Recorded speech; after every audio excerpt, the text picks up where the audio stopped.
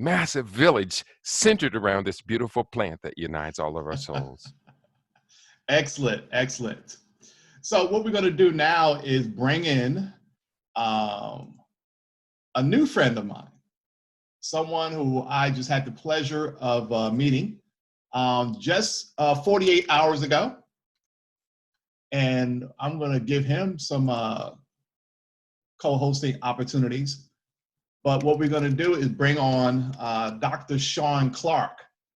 Now, before you jump in and take a look at Dr. Clark and say, well, he's probably a MD. He's actually a PhD. That's correct, Dr. Clark? Hey, oh, that's right. He has two PhDs. Okay, that's about a few less than Bruce Banner, but you're doing well. And I think you can you hear us? Yeah, can you guys hear me? Yeah. Oh, okay, great. Yeah, thank you, Dr. Clark. Please, the floor is yours. Happy 420. Thank you very much for the invite. And this really happened very randomly, but nobody calls me doctor. Everybody calls me Medikai. That's my surfing name. That's the way I've lived. There's really two images here. There's the doctor that you'll see from the research side, and then there's me. And I seem to lose a lot of street cred when people call me doctor, so I stay away from that whole image. I just don't want people to see that. So, but I do thank you for the recognition. And thank you very much for sticking me in probably the most dynamic group. Following these two is just a treat. And could you do my voiceovers if I send you all of my stuff? Instantly when I heard your voice, I was like, that's what I'm sending him every presentation I ever do. I want his voice on my stuff. So guys, thank you very much for inviting me here. What I want to do today is show you the reality of what CBD, THC, hemp, marijuana, all of this really means. There's been a lot of smoke and mirrors. There's been a lot of lies. There's been a lot of contradiction. And to tell you the truth, I don't think anybody really understands the fundamental principles that we're talking about and the impact that can have. From that, let me give you a little bit of my background. I come from a very small town in northern New York, way up near Lake Placid. I'm part Native American, so I grew up with, eating roots and berries and understanding that if you got a sore throat, my grandmother would walk by and shove a root of sweet flag in your mouth and say, here, chew on this and you'll be fine. So we've had a very intimate connection with nature and understanding its power to heal people for a very long time. A few years back in 2014, I died. And I'll be very honest with you, it was not a very fun time in my life. When I was recovered in the hospital, I was speaking to the doctors and understanding more about what had happened. And to this day, listen, I will never say anything bad about the pharmaceutical industry. We know what they can do. We know what they don't do. They saved me. They kept me alive.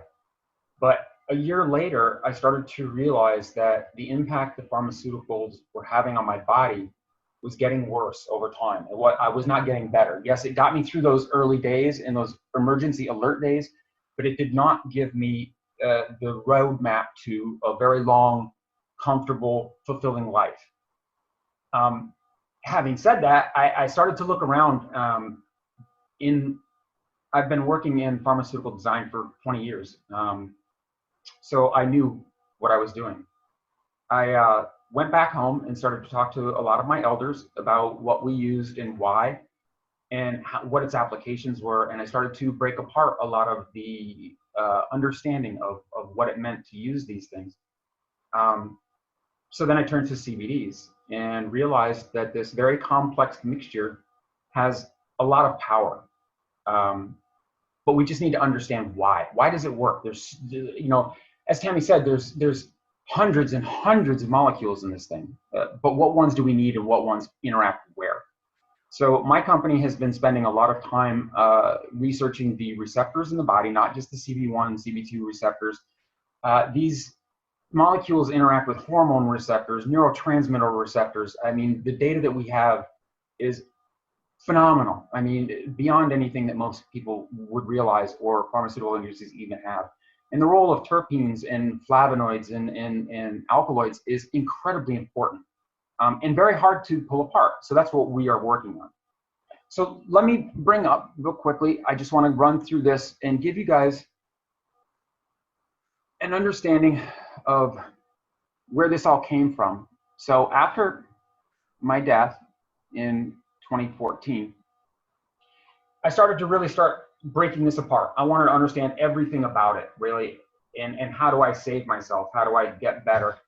I've had a very active life. I'll tell you this, my orthopedic surgeon told me that by the time I was 40, I would be pretty much crippled and a mess. I'm on 50 now. So I've basically lived my life. I was nationally ranked as a motocross racer, BMX freestyler. I've had several major surgeries, broken several bones, 6 severe concussions where I was physically knocked out, and 2 deaths. So if you look at my history, I really shouldn't be as active or in as good a shape as I am. Certainly not mentally. But then again, you know, marijuana doesn't have an impact on your memory anyway. So after my death, I dealt with a lot of the typical, you know, things that we all deal with, you know, chronic fatigue, nausea, weight gain, pain, confusion, depression, ADHD, all of these things. I was on about 12 different prescriptions, very expensive. And it was actually, I was being given drugs to counteract the effects that other drugs were showing. And that just sounded very, very, very odd to me, and especially with my background. So how do we start to get away from that, though? That's my question, was how do I get away from pharmaceuticals, which are very well researched and they have a lot of papers in them. So I went out and I started doing all of my own research. And I mean, physically in the lab, doing real data. And we broke apart the cannabis plant, down to the cannabinoids, the terpenes, the flavonoids, the alkaloids. We really separated everything. And now this is very tricky because it depends on how you extract things, you know, the conditions and how you purify them or enrich them. You can inactivate some things. Like Tammy said, if you heat them, you'll decarboxylate them. There are a lot of very subtle chemical things that have to be worked out here. There's not very much research in this area, to tell you the truth. We've also started working with mushroom extracts. I'm not sure if anybody's heard of kratom yet, but this is another very powerful natural element. And then we have several natural elements from my ancestors and my background. But how do we do that? Okay, so now we have this wonderful process, this wonderful plant, but how do we get to, as Tammy mentioned, CBN? Okay, how do we get there? You can't necessarily just purify it from the bulk material. You're going to get to a certain level of it, but it's not going to be pure and it's not going to be a high concentration. You're certainly not going to get CBC. You're not going to get, you know, some of the other Z forms that are very minor. So what we did was we went out and we tested several hundred strains of hemp. And what we did was we found out what subfractions of the cannabinoids and terpenes were there at what ratio in every one of those strains. And then we genetically selected to increase those properties so that we are starting with a strain that gives us, let's say, an increased amount of CBN over any other strain. Then what we did was we came back and we worked on our extraction methods and our enrichment methods to purify that and make it even better and better and better. We get to the end, we can do chemical modifications. Long story short, we've gotten to the point where we can purify or enhance to a very significant amount each one of these specific subfractions. And then what we do is we remix them almost like an apothecary would in the older days at the correct ratios to make a medicine, not just a bulk oil. The bulk oil can cure everything from cancer to, you know, confusion or depression. But what fractions are needed for what purpose? That's what I wanted to get to. And so once I got down to understanding exactly what these things can do and how they're mixed, we started doing our own research on our own products. We started to work with, first, how do I get rid of some of the things that were affecting me from my own prescriptions? So I started to work with actually water retention and pain were the 2 biggest ones. And so I worked with kratom, multiple different formulations of the CBDs until I got that right. And I actually got to the point where I could get rid of those prescriptions now. I'm actually using all natural medicines to do that. And I work basically through every one of my pharmaceutical medications, and I don't take any of them anymore. I have not for almost 2 years. I've replaced every one of those. Pantoprazole, spironolactone, nadolol, oxycodone, bispirone. They had me on methamphetamines at one point in time. Pharmaceutical grade methamphetamines. They were feeding me, as well as hormones. So, you know, if you look at what they're doing, I just said, you know, this can't be good. I mean, what is wrong here? I was growing breasts for goodness sakes. I mean, this is just not right. I'm like, this has got to not, there's got to be a better way. And so we did. We figured it out. And so that's what we want to do now. We want to pass this information on to people. We want to tell people that they can take control of their own health, that they can take control of their own future. Nutrition, coming back to what Kadai had said, you know, is a fundamental issue with a lot of people in the world, but yet it is also the very basic root to a lot of disease, and that can't happen. So one of the things that we had worked on first was my nutritional value. I had to have a food that I could eat that wasn't full of garbage.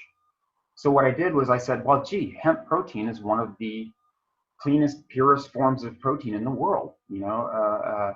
And so I went and made myself a nutrition bar. And you'll see it here. It's I called it Vigo.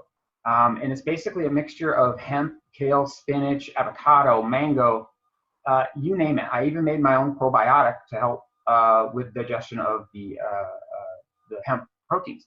And it has a wonderful, wonderful, it basically replaces a meal. It sustains your appetite with the protein. You get all your vitamins and minerals, and we now have a CBD infused version. So this is almost like waking up in the morning and getting all your sustenance, all your vitamins, and all your medicine in one bar. Now we haven't released this, or you know, we did a small test trial in my hometown. We haven't really put it out on the market yet, or really tried to, you know, show people what's here.